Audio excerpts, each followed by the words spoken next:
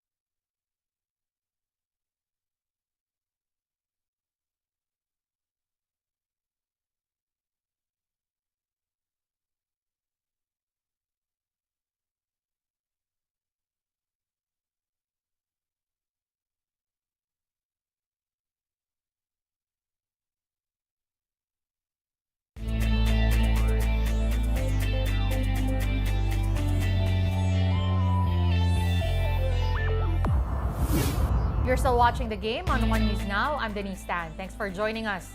As we reported earlier, the Gilas team is back home. Aside from them, other athletes who fought bravely in the Asian Games have also flown back in from China. Here's the story. The Philippine Olympic Committee hosted a welcome home dinner for several athletes fresh from the Asian. Present were members of the national teams of cycling, sepak takraw, and jiu-jitsu. Also in attendance were Olympians EJ Obiena and Yumir Marshall, who bagged gold and silver in their respective sports. Obiena says he's thankful for the outpouring support from the POC. We actually had a bus set up, like a 52-seater bus, driving from Shanghai to Hangzhou that only had 2 people in my set of pole. And no kidding, and we literally move heaven and earth to make sure that, we get this medal and I'm able to do what I've trained for. Jiu-Jitsu goldies Meggy Ochoa and Annie Ramirez also bared their preparations for the China Games. They ruled the 48-kilogram and 57-kilogram divisions. Ramirez had a 1-month training camp in Japan, while Ochoa stayed in San Diego in the U.S. for a couple of months. Ochoa was also able to face co-finalist Alkis Abdullah during the same camp. Naging ka-training partner ko siya. So yung UAE, they actually ended up going to the same place for training camp. So I decided to extend my camp because I saw it as an opportunity to learn.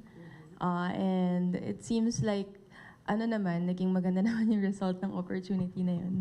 Meanwhile, silver medalist Yumir Marshall admitted he's heartbroken over the result of his 80-kilogram bout against an opponent from China. All 5 judges ruled against him in the third and final round of the bout, 29-28. Akala ko din na ako yung mananalo sa laban. And yun yung naging resulta. Kailangan ko i-respeto yung decision ng mga judges at tanggapin at paghandaan yung susunod na laban. Baka yun nga, the gold is in Paris.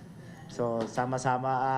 With the Asian Games in the books, up next for Team Philippines is qualifying for the 2024 Paris Olympics. So far, 4 Pinoys have secured berths in the Summer Games. Besides Obiena and Marshall, gymnasts Caloy Yulo and Aliyah Finnegan have earned the right to compete in the Olympics. POC Chief Bambol Tolentino is praying that more athletes will be able to qualify.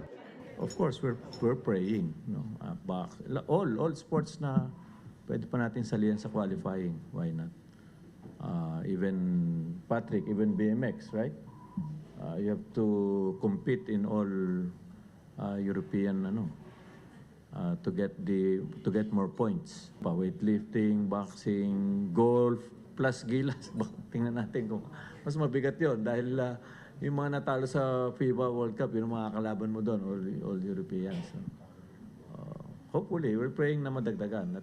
For now, Pinoy athletes will get much-needed rest before returning to their respective build-ups for the upcoming Games. The Philippines wraps up its 19th Asian Games stint at 17th place. The country nabbed 4 gold, 2 silver, and 12 bronze medals for a total of 18 medals. Team Pinas was able to match its 4 gold and 2 silver finishes in the 2018 Games in Indonesia, but lacked 3 bronzes to equal our final tally from 2018. Host China came out as the winningest team this year with 383 medals. That's a record 201 gold medals, 111 silvers, and 71 bronzes. The host was followed by Japan, South Korea, India, and Uzbekistan. The next Asian Games will take place in Japan in 2026. Chinese basketball legend Yao Ming called out the current national team for their Asian Games campaign. This is after his home country lost to the Philippines in the semifinals last week on home soil. China was still able to manage a bronze by beating Taiwan, but that wasn't enough for the Chinese. The former NBA player, who's now the president of the Chinese Basketball Association, doubts the team's chances in qualifying for the Olympics. That's due to the squad seemingly getting left behind by the world in terms of skill. Yao was a member of the Chinese team that won the silver in the 2002 Asian Games in Busan, South Korea. Get your fill of the latest in sports at onesports.ph. Meantime, the Newsday continues later at 4:30 p.m. I'll see you then. I'm Denise Tan. We are One News.